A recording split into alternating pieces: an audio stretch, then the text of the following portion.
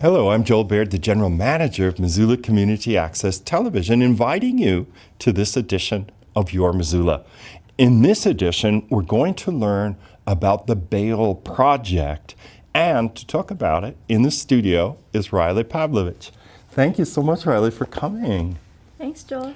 Well, your title in here is Bail Disruptor. Exactly. So you want to give folks watching an overview of the bail project? Sure. So we are a national nonprofit, and our mission is to end the disparities in the criminal justice system by focusing on pretrial reform, specifically the cash bail system. So we provide free bail assistance for people who need to get bailed out of jail. And then once we bail people out of jail, we continue to be active in our clients' lives through court reminders, transportation to court, assistance accessing services, things of that nature until the client's case is resolved, and then the bail money gets refunded back to our organization, and we continue to pay bail for more and more people. Interesting, because a lot of people probably realize, that the justice system can be so skewed into favor of people who have money, means, or connections. Absolutely. Like they don't spend time in jail. Yeah. And then for people with very little means, very little connection, sometimes they spend months and months pre-trial not really knowing what's going on. Right. Or having access to legal advice or being heard by a judge. We call it a two-tiered bail system because there's one justice system for people with money, and then there's another justice system with people who don't have money. Right. And we might even say that it's three-tiered, really, because racial disparities also play a huge role in sentencing and treatment, things of that nature. Yeah. And the bail project right now operates or focuses on a particular jail? Right. So the Bail Project in Montana, we have one office in Montana, and I'm so far the only employee. I see. But I focus on the Confederated Salish and Kootenai Tribal Jail in Pablo, Montana, Okay. and that's where I base my operations. I didn't even know there was a jail in Pablo, Montana. I went up years ago to work at Two Eagle River School, Oh, yeah. making video projects in the 90s. Well, that's right across the street. Oh, so you're right across the street from where your office is. Yes. And Andrea Olson, who represented Missoula, also worked, for SKC in the legal department for many years. So it just came to mind. Well, I'm going to also, let's see, one question is, can you explain what cash bail is and why it's such an important issue for communities like ours here in Montana?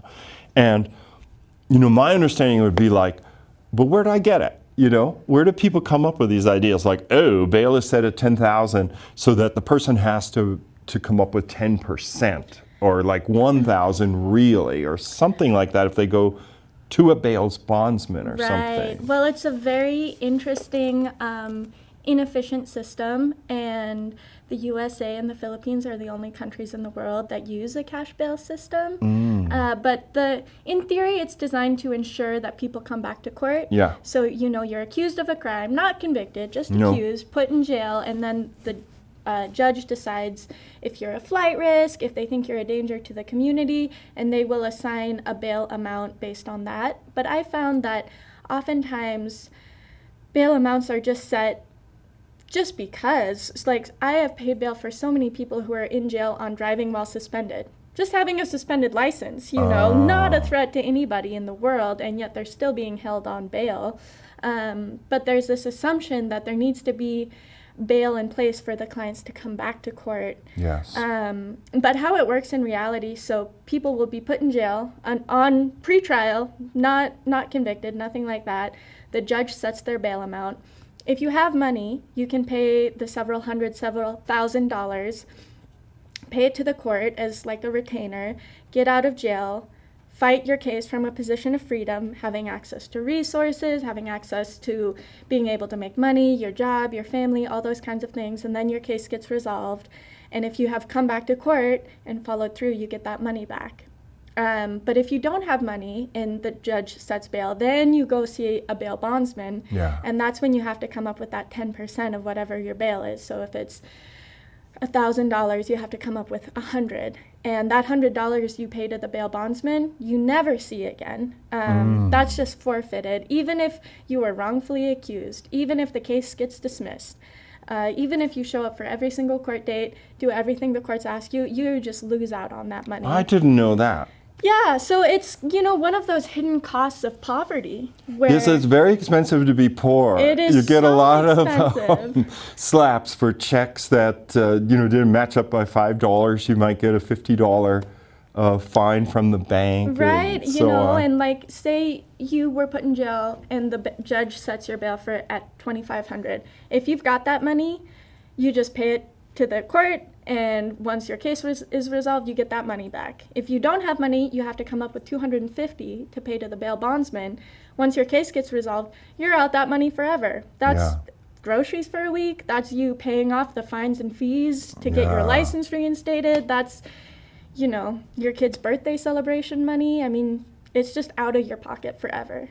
Now, this makes me wonder, do you know how the Bail Project got started?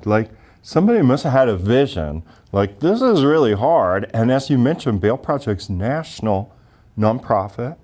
What was the start of it? Who decided, I'm going to help people that get caught in this bind? Yeah, so the founder is a woman named Robert Steinberg, and she was part of the Bronx Defenders. So that was an organization that started in New York, and they piloted the holistic defense model, which, so she was a public defender, and she just got tired of seeing her clients in this predicament saying to her husband, who's also a public defender, God, I wish we could just pay bail for this person. But, as an attorney, you're not allowed to do that. So they launched this idea, and it was founded through a TED Talk Audacious grant back in 2017. Wow. But it's a relatively young idea. It's a fairly young idea, and it works really well with the holistic defense model. The holistic defense is where public defender offices provide wraparound services for their clients. So they're not just addressing the client's legal charges, they're also addressing socioeconomic, mental health, behavioral health, substance use, all of those things. So basically, if you get involved with the justice system, the holistic defense is trying to help you exit that system in a better position than where you started. Yeah. Because many people that get ensnared, let's say, in the justice system already have difficulty meeting certain demands, like being at a certain place at a certain time. Right. And then you add the drama, the confusion, and the anxiety of being in the system. Yeah. So very vulnerable people are probably just pushed off another edge by the whole thing. Exactly, and adding another list of impossible demands, and oftentimes, the court requirements are not in alignment with the client's goals. They'll put people on a scram bracelet to ensure complete sobriety, but for the client, they were more hoping to have help get employment. Let's say employment was their goal rather than absolute abstinence from substance use. Right. So it's not client-centered, and it's very much a bundle of hoops for people to jump through. And the court systems are really confusing. I work in the office, and I, have a phone, and I have minutes, and I have stability, and all these things, and I can't figure out sometimes when clients' court dates are. And when it is. So it's really complicated. And then it and hard. compounds the issue. And I think there was an article in Missoulian here too about unhoused population in Missoula that making court dates. So a lot of people get in more trouble. So they've got failure to appear as one of the leading causes of people having warrants, because it starts out with you had alcohol in public, or you got a ticket for urban camping, and then that just gets worse and worse and worse. Absolutely, and every failure to appear, the judge sees that as, you're a flight risk, or you're unreliable, so the bail amounts keep getting higher and higher, and that's more and more money out of people's pockets that they could have been using to tangibly improve their circumstances. Rather, they're just trying to keep their head above water. Yeah. And then the incarceration, as far as the tired and weary middle-class taxpayer, the incarceration adds up to enormous bills per day. And we're not helping people in a real way. We're just putting them in this rinse, wash, and repeat cycle of Yeah. poverty, crimes of poverty, Incarceration, release, poverty, release. crimes of poverty, Yeah. so on and so forth. And I do remember years ago interviewing former Missoula Sheriff T.J. McDermott. And if I think of it, but I might try to make a companion, to our conversation. And this conversation was all about jail deferment.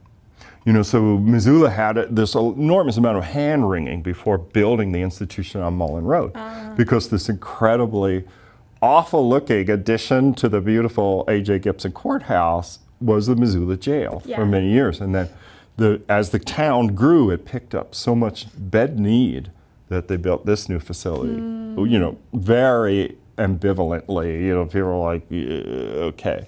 So the bail project is one that's trying to look at the whole system and say, can we bring compassion and common sense together to an extraordinary problem that needs a fix? Yeah, it does need a fix, and people need help navigating the criminal justice system. They don't just need to be penalized and punished for not being entirely aware of when their court dates are all the time. And court dates are set out months and months in advance, and you're not even getting a reminder. You're someone with a job, a family, stressors, real life happening all around you, and you miss your court date because someone told you 3 months ago.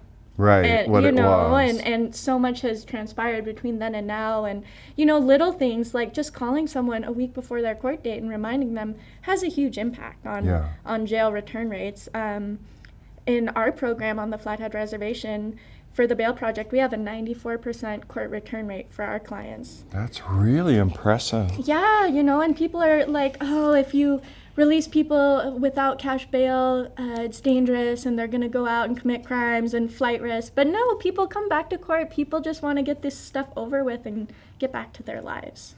And I want to make sure we covered all the questions. Scott, how are we doing for time? Good. Yeah. How many more minutes? 12:30 is in 9 minutes. Okay. Well, so one of your questions was, some people worry about removing money from the pre-trial system, which could make communities less safe or lead people to avoid court. Can you address that concern? Yeah, and I get that community safety is everyone's top priority, but the people who are accused of crimes are also part of our community and also deserve to be safe. And being in jail is not a safe place, and people aren't able to access the services they need to actually address root causes of their incarceration. So as I said, in our program, 94% of our clients have returned to court, and they don't have any skin in the game. They're not going to look at losing any money. But why people return to court is because it's their freedom on the line. Yeah. If they don't come to court, they get a warrant put out for them, and then they've got to be constantly looking over their shoulders. And I have to say that 100% of the people I've worked with just want to be able to live their lives and show up for their families and show up for their communities. And I think that's the biggest driver of people returning to court, is just wanting to get whatever trouble they got into wrapped up, put behind them, and move on with their lives. Yeah. And then the final question, what improvements would you like to see in Montana's pre-trial system, and what can people watching do to support a more fair and safer approach? Well, I would definitely like to see the abolition of the cash bail system. Yeah, you mentioned U.S., Philippines. Yeah. Only countries that use this cash bail system that also includes the bond system. Right, the parasitic industry of the bail bond And then people make industry. TV reality shows. Exactly. About like hunting these poor people Yeah. down with firearms Exactly. and all kinds of and things like that. invading their homes Yeah. and using force, Yeah. and it's so unfair. So what I would really like to see is a change in strategy where, rather than asking people to put money on the line, we look for community support resources for that person. Something that the Bail Project does is partner with community resources to make sure that we have services lined up and ready for folks, that they have an appointment with their counselor, that they have, paperwork in motion to get into substance use treatment facilities, so people need support. but they don't need to be penalized. We don't need to be taking money out of the pockets of our most vulnerable citizens.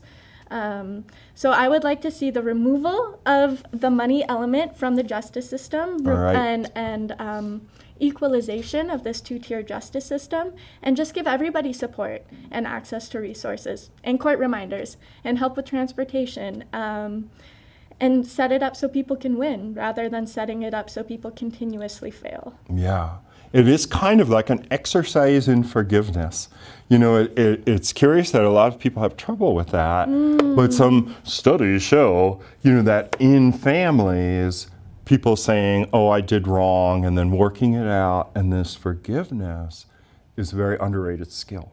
That people don't learn that. And so when it comes to complex societal problems, so there's a lot of drunk drive or something needs to be done, so on and so forth, no, people just see like infraction and punishment, but they don't really get to the end result, which would be resolution, forgiveness, and like a new plane. Right, and you know, we need a more restorative approach where people aren't just beat down for having committed a mistake. You know, people make mistakes because they lack resources, because they're struggling, because of trauma, because of inequity in our societies. That means that they haven't had the stability of other people to, you know, address their problems in a healthy way. So I think helping people access substance use treatment is paramount. Helping people access mental health counseling is of utmost importance. And I think if we did that, we would see huge decreases in crime overall. Well, Riley, thank you so much for taking the time today.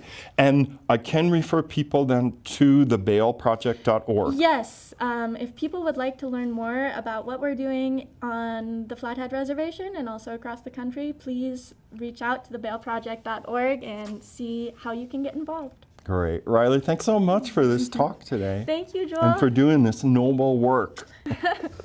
And thank you, dear viewer, for staying with us for this edition of Your Missoula. If you know of a group you'd like to see them on this program, let us know at MCAT. Email mcat@mcat.org or call us here at the beautiful Missoula Public Library. The number is 406-542-6228. For MCAT, I'm Joel Baird. Thanks for watching.